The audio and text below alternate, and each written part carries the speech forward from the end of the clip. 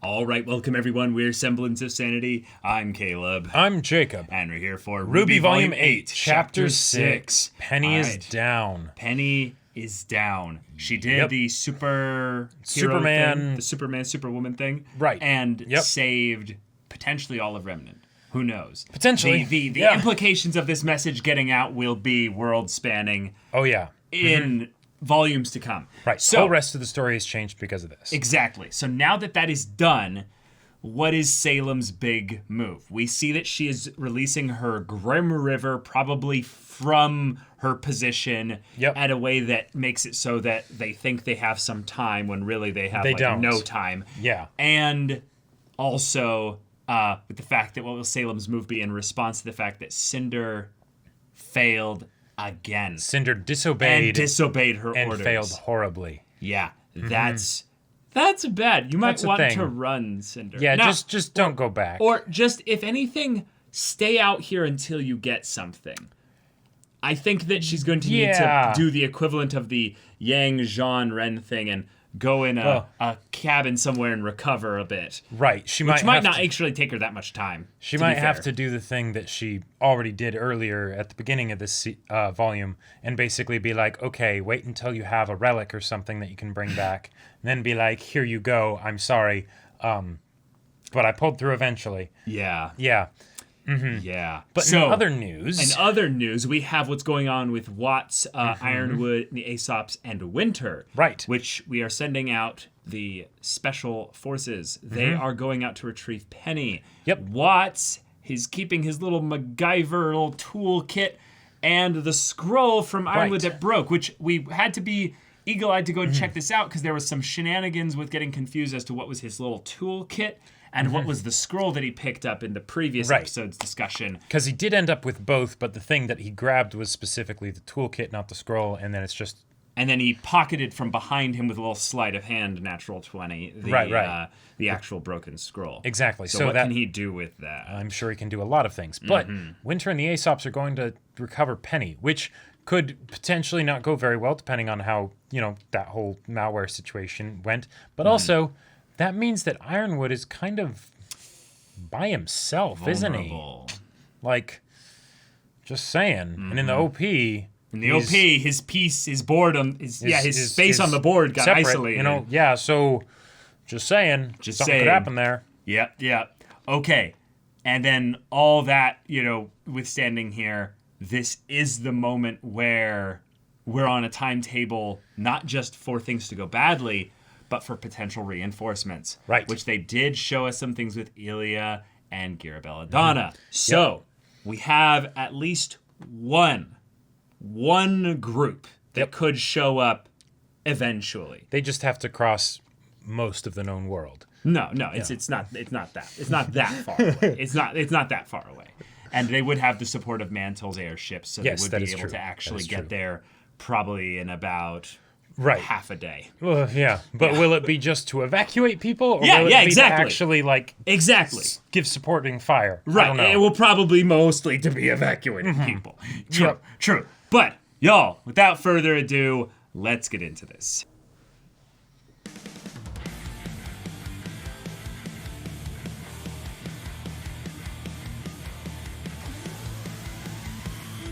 Said goodbye to all the things we love in our lives. Oh yeah, and that fire at the bottom of Ironwood. Right. Yeah, and then the idea that the Aesops follow, and while they're framed on the same clover kind of thing as Crow's the only one that gets a hand reached out to him. Oh, meaning that interesting. All the Aesops could bite it here. I mean, I kind of expect them to, because I don't Alice want all is not of them going to survive this. I want Marrow to survive. Mr. Stay. Okay, that would be great. Mr. Counterspell himself. No, but that's the thing. You go, I stay. Oh! So roses will never bloom.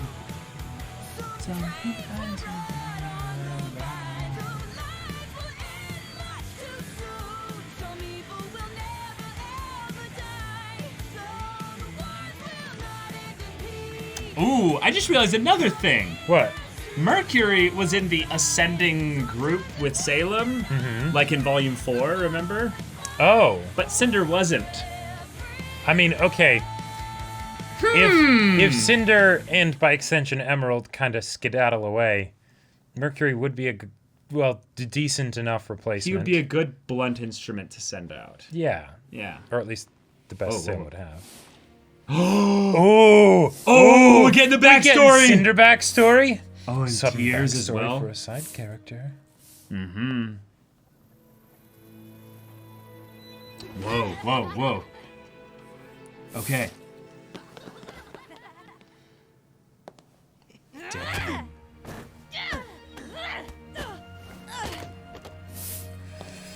Oh, this is cool editing. Whoa. Okay. All right. Okay. I'm curious. Gotcha. Where's this? Who are these people?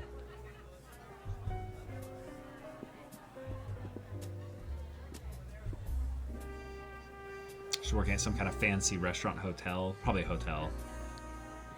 Or...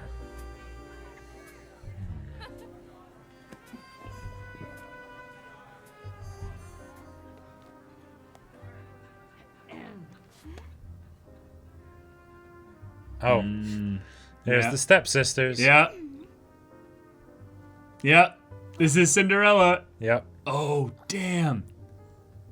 You're to make sure the laundry is folded, the dishes are spotless, and the floors are clean enough to eat off of. 'Cause you will be. Food?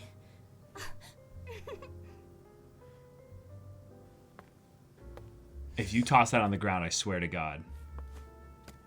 Now Yeah. hurry and get to your chores. The floor looks... Wow. All right, well. Okay. All right. Okay. How much of this are we getting? Ooh, new track.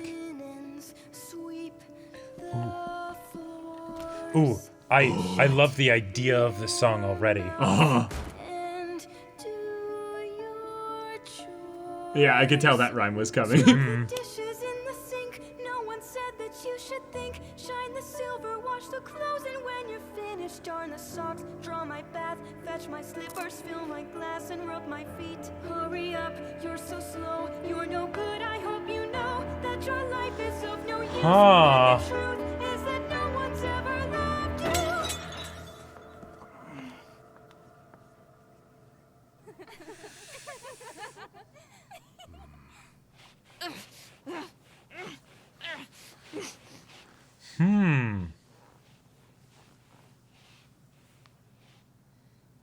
Pretty nice, huh?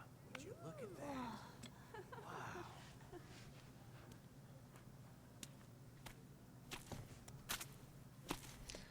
Seriously? Spot. Oh my god.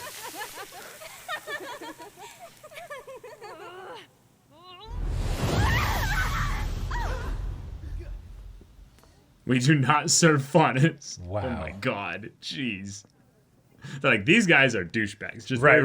They're Just in case it pathetic wasn't people. Now obvious. that wasn't very ladylike, was it? Oh! What Whoa! I suggest you remember your place. the? Holy shit. Say it! Without you, I'm nothing. There's the line. Wow. Wow. Someone took my damn sword. I apologize for the inconvenience. We'll help you look for it. Yep. Yep. And are these the ones the same same style style. as? No, that's not yours, is it? I'm not here to hurt you.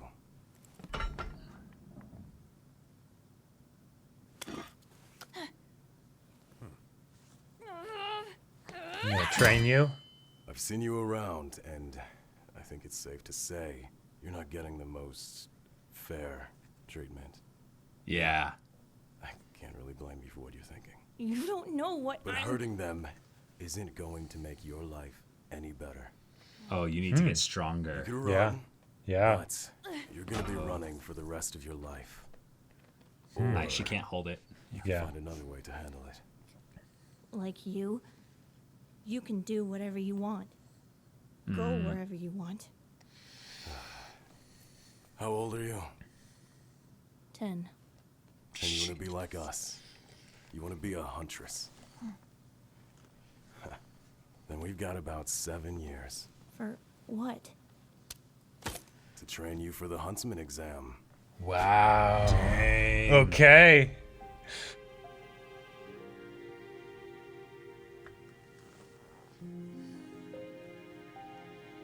Nice little detail. That's Yep. just for very specific fans. Thank you, Rooster Teeth. That was. Wow. So does he just not know how bad it is, though? I think he knows, but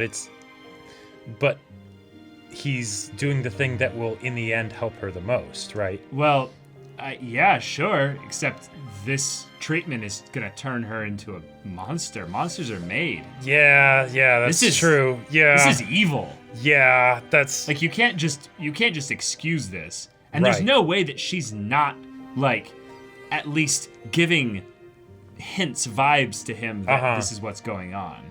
right. Nice. Just yep. Cool. Just a few more years and you won't need your guardian's permission. You'll be free. How much you want to bet that sword kills both Mom, come Oh, stepmother for sure. and something. It's Cinder. She has a weapon. Yep. And then she electrocutes her, and it doesn't stop her. Anyone? Oh no, we time skipped. Oh no. Oh no. Yeah. Yep. Yeah. You're right. Without you, I am nothing. But because of you, I am everything. Wow. Holy crap. Wow. Okay. Cinder. Aren't you proud of me? I don't have to run now. That's all you'll ever do. Oh no. Wow.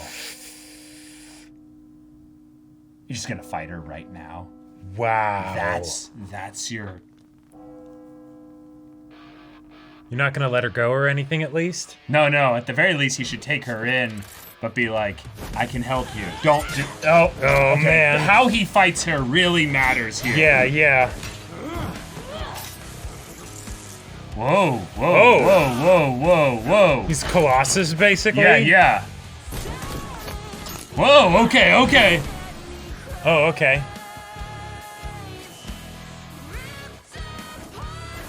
Oh. Whoa. Ooh. Okay. Oh, jeez. It's like he doesn't want to Yeah. hurt her. Like, please. Like, yep, and yep. Wow. Yep. Okay. All right.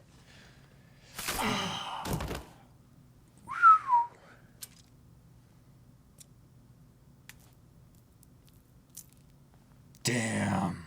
Okay. Well. Oh. But now you're on the run, like, forever, basically. But that explains a lot of her current... Oh, well, she's back. You're awake. I was so worried. How are you feeling?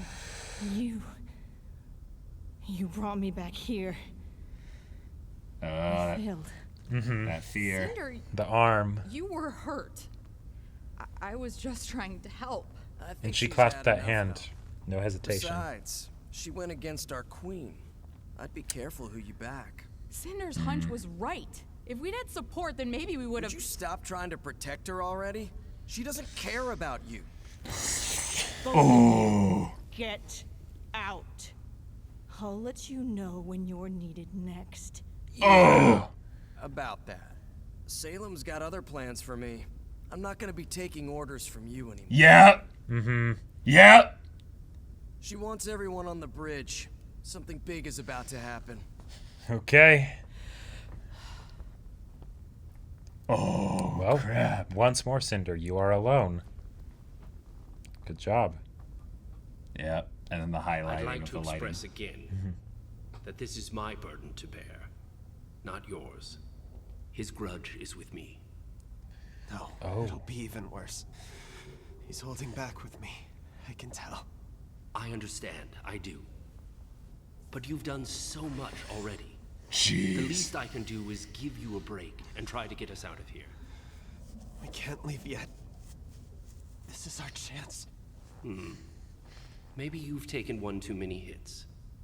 Salem. She knows she can't take on the whole world at once. So she doesn't. Right. She has her followers work their way in, sabotaging us from the inside out. Maybe we should do the same. We certainly are similar. You and Nice. Maybe Oh, that's we cool. Presented with an opportunity. I love it. I love it. Yep. Please. You don't need to fight this war, kid. Tell me what I need, and we can be done. Hello. All right. Hazel. Coward! Oh! All this time, it could have been you, but you let him suffer. Tell us how this damn lamp works. The boy has suffered enough. Why do you follow her? I know. I know how you see me. But her? Look at what she does. How is she the answer? I love Why not stop her? adult Aaron Dismuke kind of voice coming through. Salem can't be stopped. She's a force of nature. I've seen it firsthand. But you send children to their deaths for a cause that you know has no victory, no end. Someone has to try. Salem isn't a force of nature because Salem can be fought. Unless she brings the relics together. If that happens. Ozma, Oh! Nice! you have wonderful timing. The show is about to begin. Okay. Okay.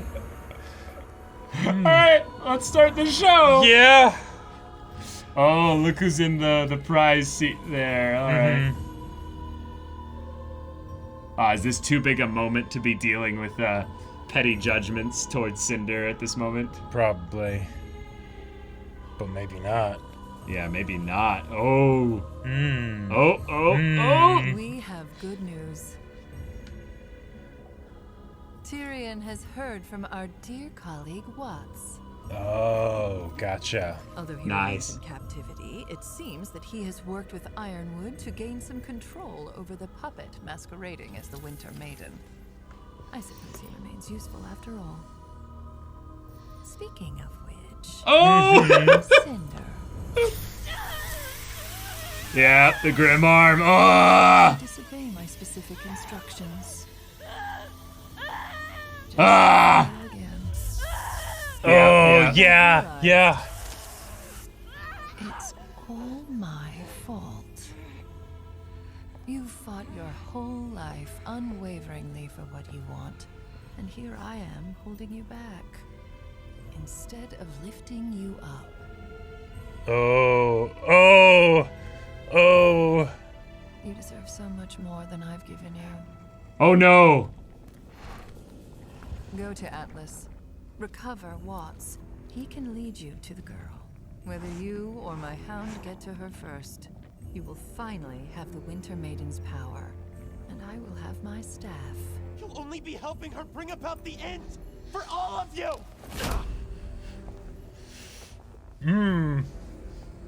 You're too late. Okay. How do we even know we can trust Watts? We have confirmed visual of her leaving Amity. She appeared to be malfunctioning. This is why I don't trust technology. Now we're wasting our time searching for broken junk. Enough. You're Atlas Elite. Act like it. Ma'am? We're picking up an open comms broadcast. Play it. Yes. It's headed straight for Mantle. I repeat, Uh-huh. a large, massive brim is headed straight for Mantle. Please, anyone. Wait. For Mantle? Oh, right. Mantle. Sorry. You guys. Did you hear our message? It's right there. We need to hurry. Where's I've been using Penny? the names. Are you mixing up the serious names right there. now? There are people in danger. There are people in danger because you kids are acting selfish and...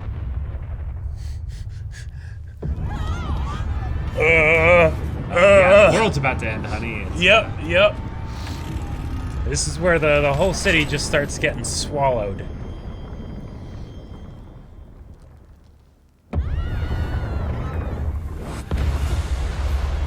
Oh, whoa.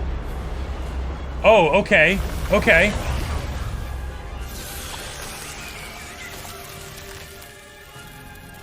No way.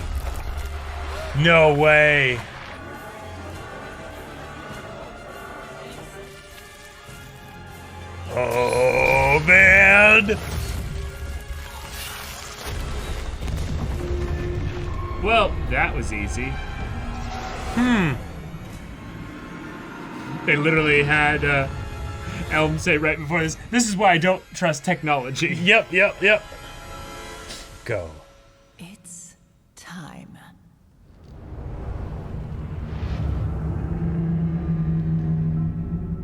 All right. God, I love the whale sound. Oh my god. And then it just opens its mouth.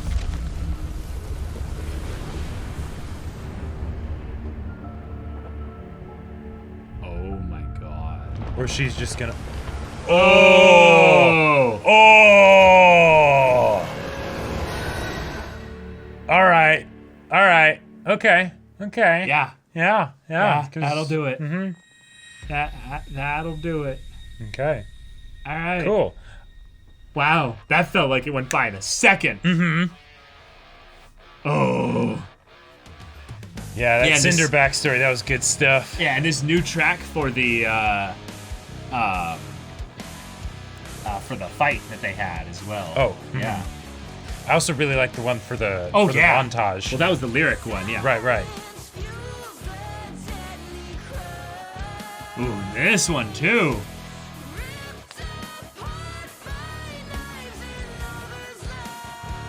Ooh.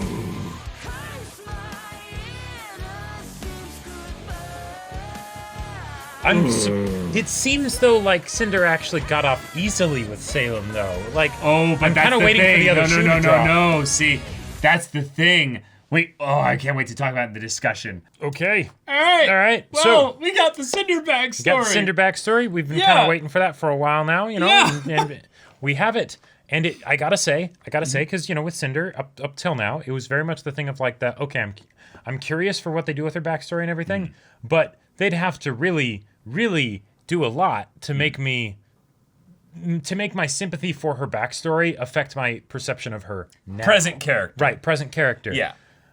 But no, evil stepmother with shock collar and that'll do it. Yeah. That'll about do it. Yeah. Yeah, she was essentially given the dark Cinderella story of, hey, this is my business hotel or whatever. You work in this place. And literally having you eat off the floor. Yeah, you're basically a slave here. Yep. And I will use you in this place until I cannot. But during that time, I will enact my psychopathic tendencies in shocking you with a shock collar. And what's terrifying about that is that, and I feel like this is commentary just on the RWBY society, but that wasn't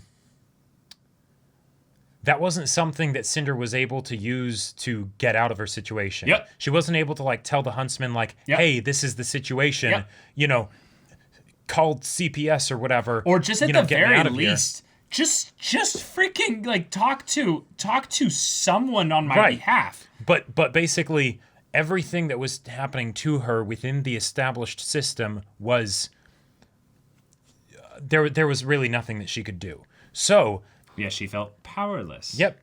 Which makes the whole situation with the huntsman very interesting, because then it's legally, I'm guessing he couldn't actually do anything. Probably not. Right? Like, no. even given the situation, right? Because and he probably could have orchestrated her getting away. Sure. Which might have been actually the right call, because probably looking back with hindsight, you can see how, from his perspective, he probably didn't better know. To be on the run forever than. Well, yes, and have your soul, basically. Have your own sanity. Uh-huh. Because what ended up happening with Cinder is that she probably continued on this road to be, in some ways, very similar to Emerald, in that she was basically just on the run on the street and stuff. But the difference is that Cinder has hatred. Yes. Cinder has very, very specific animosity and hatred towards people in these positions of power like this, and very much in some ways also has a complicated relationship with the first huntsman she ever interacted with. Because in this situation, you could tell that she was trying to just muscle her way through it, right? Yes. And just be like, I'm going to get out of this eventually, and then my life will be good, right? And you could see that in the moments where she looked at the huntsman, and she was like, I'm doing it, right? This is going well. She sought approval from him in Exactly. the very same way that a lot of people look towards their father. Right, because he was probably the first person that actually treated her like a human being. Problem is that, well, she has limits like anybody does. And when you have a shock collar put on you and are just at that point, in all but in name, a slave, right? Yeah, no, there comes a point where eventually she had enough. She reaches a breaking point, and to hell with the consequences, she kills them. Yeah. And I was cheering for Cinder. Like, yes, yep. I was just sad we didn't get to see their blood. Like right. But then there's the complication of this huntsman decides, well, I have to stop you then, which is the really twisted thing, I feel like, because it's showing that even though he knows that there's injustice happening, in this situation, Cinder's already made her decision, right? With everything up till that point, I could kind of at least understand where he was coming from, because it was something of, I don't think that's a decision you should make, so I'm going to keep you from making that decision, right? But he's not able to realistically actually do that. He thinks he can, but he can't. can't. And then she makes the decision, and then it's well, now I'm going to... Yeah. Yeah. I think that there was a very clever choice in the editing to show that he kept coming back to this place over and over and over again. Yes. No, I'm just kidding. But seriously, the idea that he was there constantly, I think, is to imply that this huntsman was slacking a little bit. Just a little bit. In that when he loses to her, one, he taught her, so she would know probably how to fight him. And he offered the helping hand, which she then used as an opening, Yes, definitely. Definitely. But the fact that she actually, still was able to not completely get bodied in a second or two is because he taught her.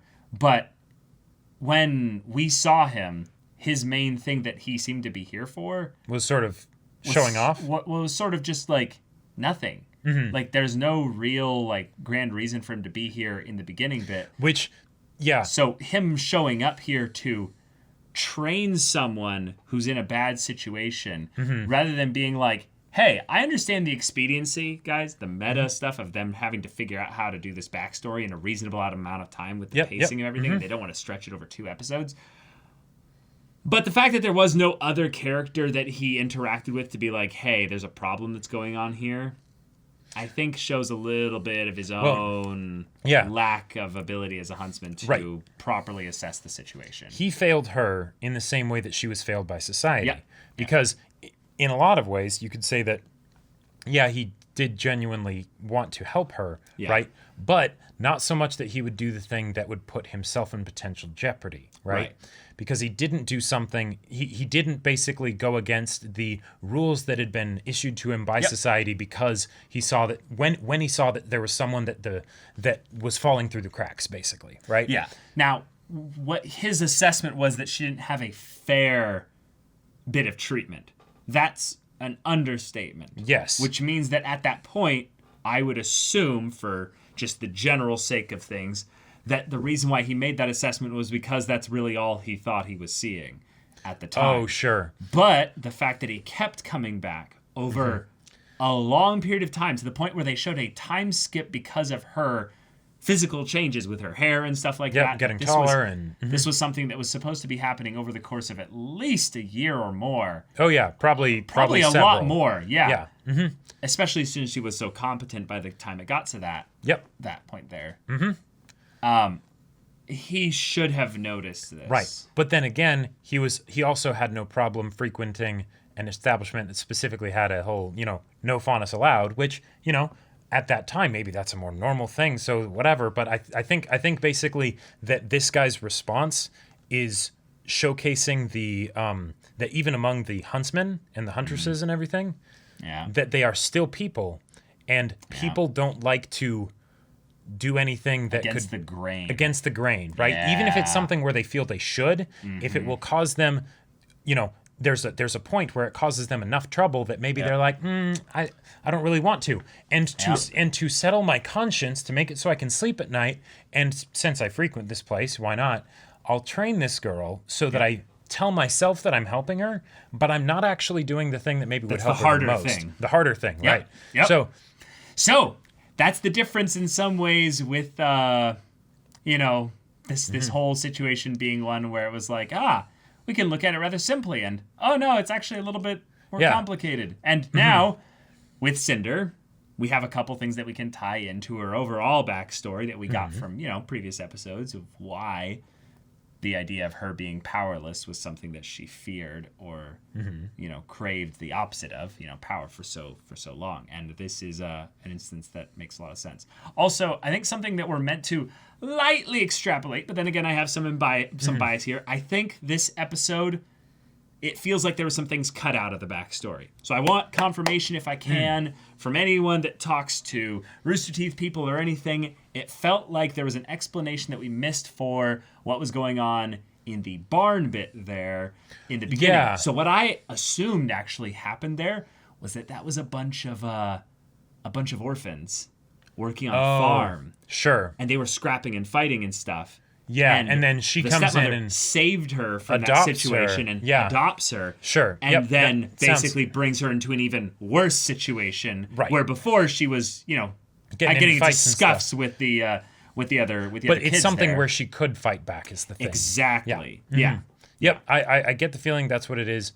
Yeah. And also one thing that I kind of liked about how this episode set things up. Yeah. Given the fact that the best option for Cinder back then would have been to run before all this stuff happened.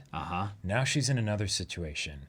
And they even cut from, Salem torturing her to the shock collar, right? Yeah.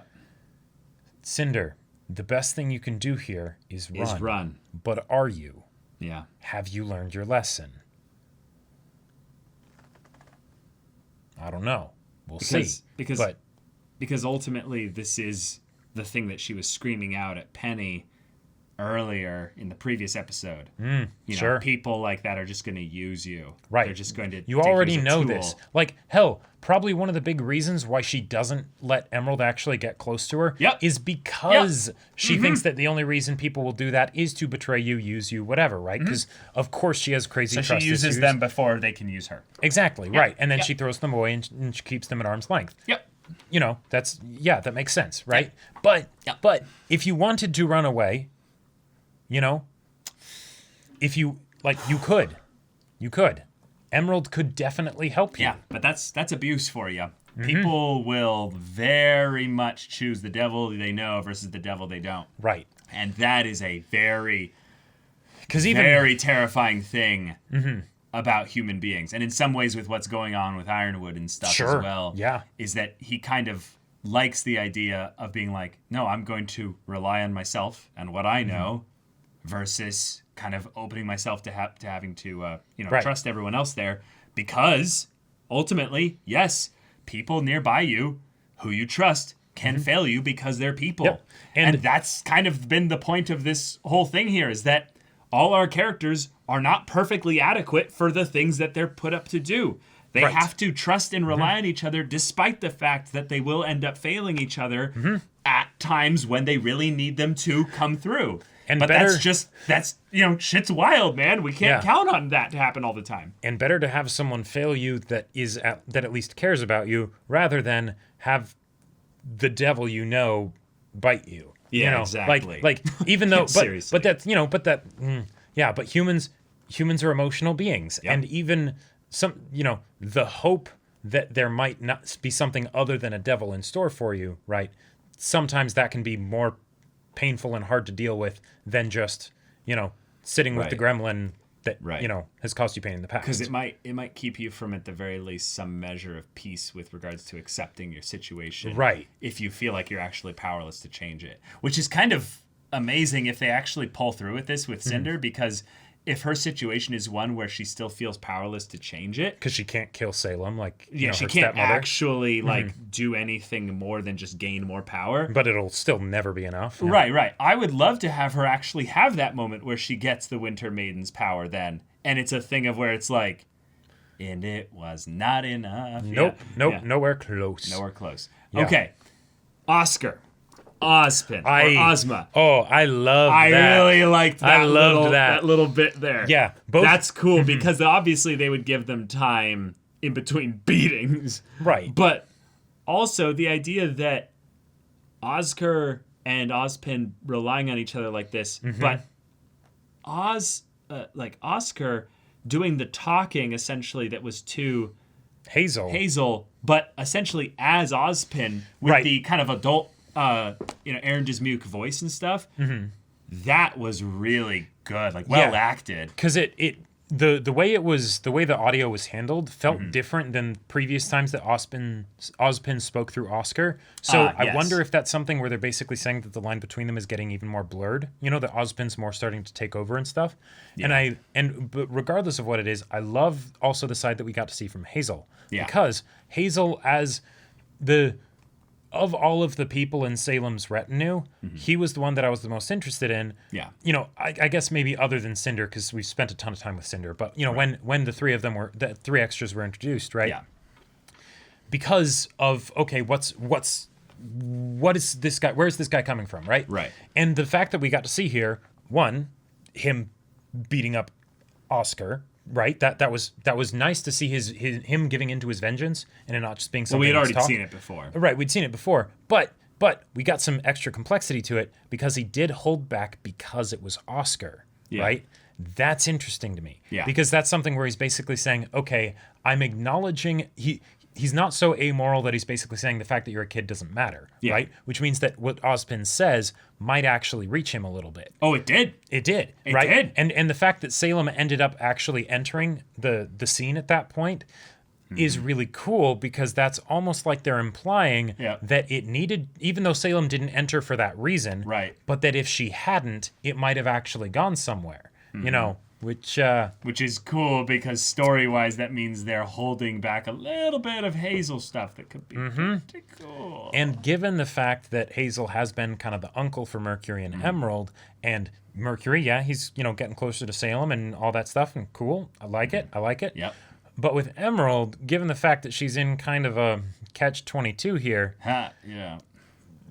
Hazel showing some different sides of himself could make for some very interesting interactions down the road. Yes, and I very much would like to have that moment where we get basically Hazel, Emerald, and Cinder all splitting off.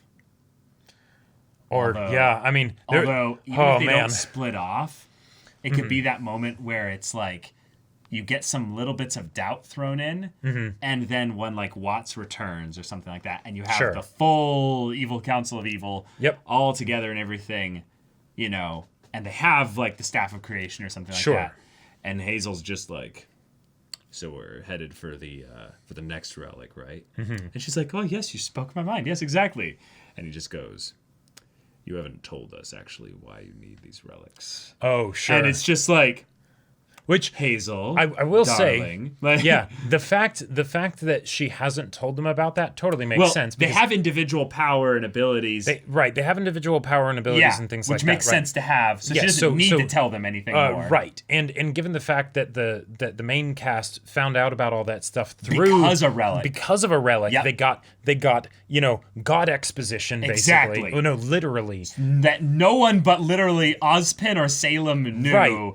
Other than who they chose to tell over the course of time, which I assume would be a very limited portion of people, if anyone at all. Yeah. So that's a cool way for there to be some leverage that Oscar Ozpin have.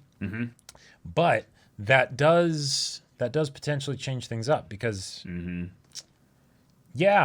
Hazel, if what Oscar was saying was true, are you sure? Well, are you sure? Well, that's the thing. We heard from him is that he has a lot of the same reasoning with this that a couple of the other characters have. There is no stopping Salem. Right. If, and you can't beat him, yep. Neo. Right. Oh yeah. One of the best scenes in the whole show. Oh, I love that. I love that monologue so much. Yeah.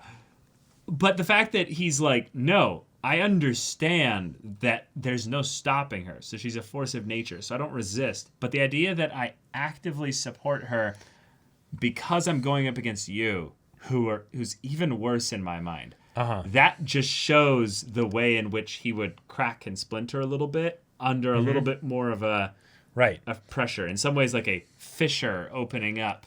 Yeah. Also, you could say a divide. One might say that. One might say that. I don't know who might say that, but someone might sing it even. Yeah. But one of the other things, if you think about it, Salem, force of nature, cool. Yes, I definitely understand seeing her that way. But she does employ tools to do her dirty work. Right. That's what Oscar was saying. Right. She's not a force of nature. Right. She's a being. Exactly. Yeah. And the fact that she uses tools, and so far those tools have failed horribly most every time they're employed. Cinder. Well, no, Cinder is the most dramatic. Except for, right.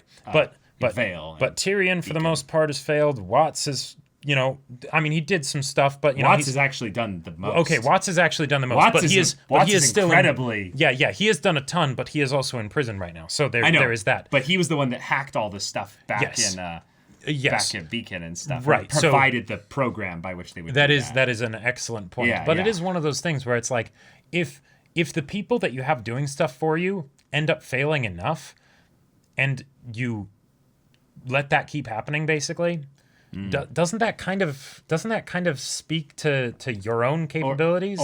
Okay, here's one way you could look at it though. That's kind of similar though, is that Salem might actually understand the lesson of relying and trusting with people in a very evil, twisted, abusive, manipulative kind of way, and that she's like, no, you don't understand. I could destroy you, and it crossed my mind. I trust you.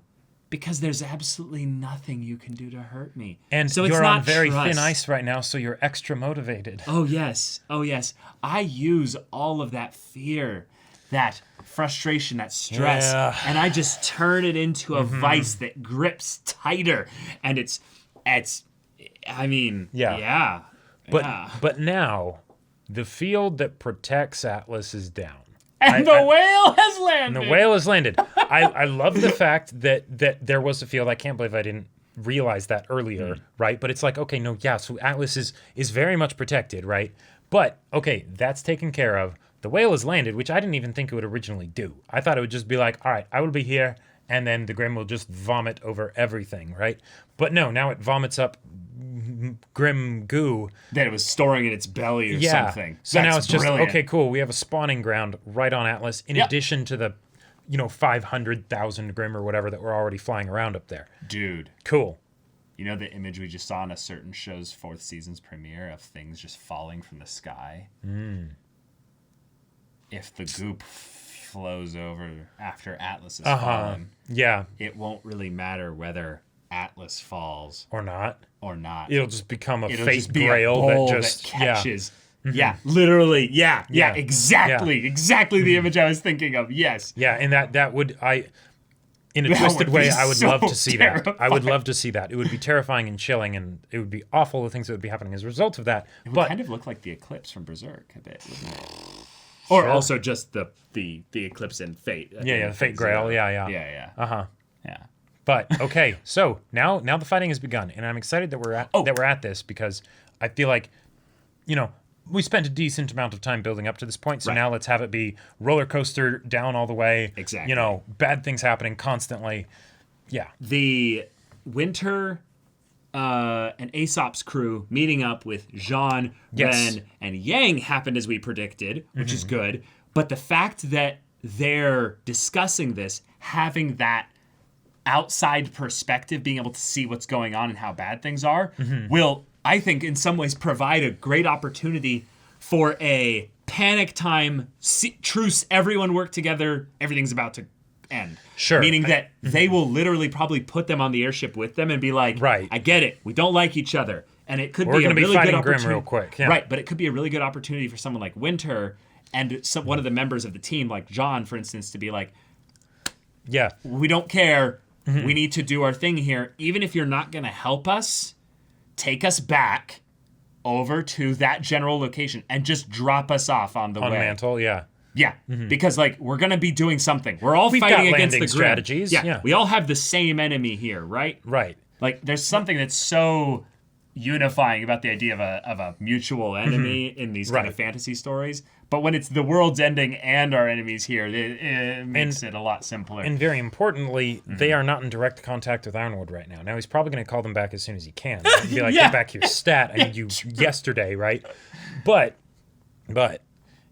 if they are, if Jean and Yang and Ren are able to talk to them when Ironwood isn't physically present, that may be another thing like we saw with Oscar being inside Monstra, where it's the can you divide them a little bit, not in a negative sense necessarily, but in a let us help us. Yes. Like we don't you already are doubting what Ironwood's doing. We don't have to do things this way necessarily. Right. So right. Yeah, great point. I also just realized that there's a couple things that could be a lead-in as to why they would actually let them go onto the group and stuff. But I feel like we've gone on a bit for the discussion here. But just the things with Ren kind of seeing a little bit of eye to eye with Ironwood in a weird way in Volume 7. It could be a thing where he has some insight in the next episode and is like, no, take us with you. You're going to need us in this thing here. Every soldier counts kind of thing. Right. And Yang and Jean could look at him like, wait, what's this? what are you talking about? And he's going to be like, trust me.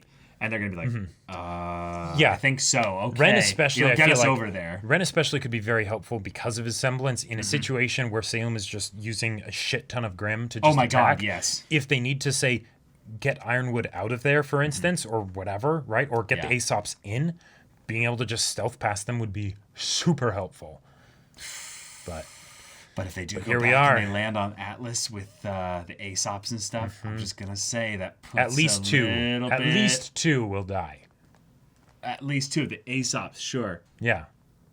But people have been saying, and I kind of see Winter why. dying? No, they think that either one of Nora or Ren will die. Oh. And I'm thinking, no. That's one I'm just in denial about. Yeah. But if Ren actually did end up going back to Atlas without Nora... Although they are at the Schnee estate, so they could meet up potentially that way.